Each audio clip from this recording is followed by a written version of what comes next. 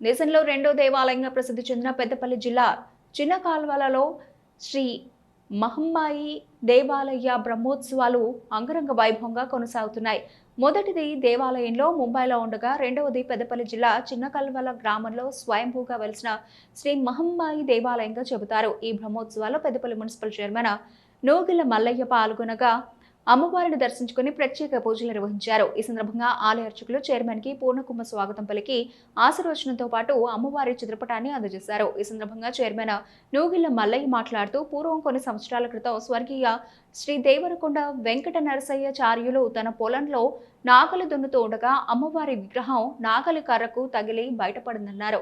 ఆ రోజున శ్రీ మహమ్మాయి దేవి అమ్మవారికి ప్రతిష్ఠించడం జరిగిందన్నారు. అమ్మవారి కరుణా వీక్షణాలతో సర్వజనులు సుఖ సంతోషాలతో వర్ధిల్లాలని ఆకాంక్షించారు. 5 రోజులు అత్యంత వైభవపేతంగా జరుగుతున్నవి.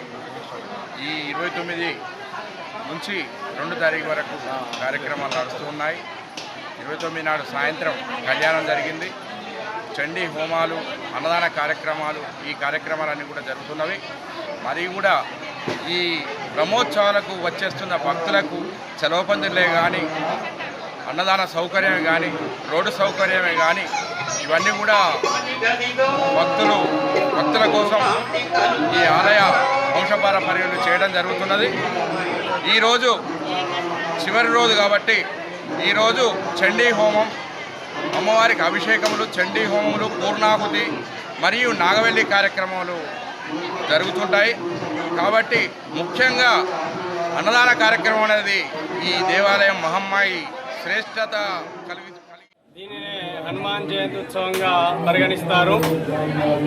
ఈరోజు మరి ఉదయమే 108 కలశాలతో శతఘటాభిషేకం అంటాము.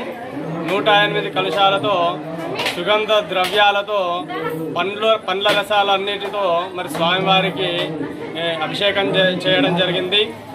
అనంతరం పంచహారతులు ఇవ్వడం జరిగింది. తదనంతరం పూర్ణాహుతి కార్యక్రమం, హోమ పూర్ణాహుతి కార్యక్రమం ఉంటుంది. ఆ తర్వాత మరి భక్తులకు తీర్థప్రసాద వితరణ, అదేవిధంగా ఈరోజు అన్నదాన కార్యక్రమం అనేది ఉన్నది.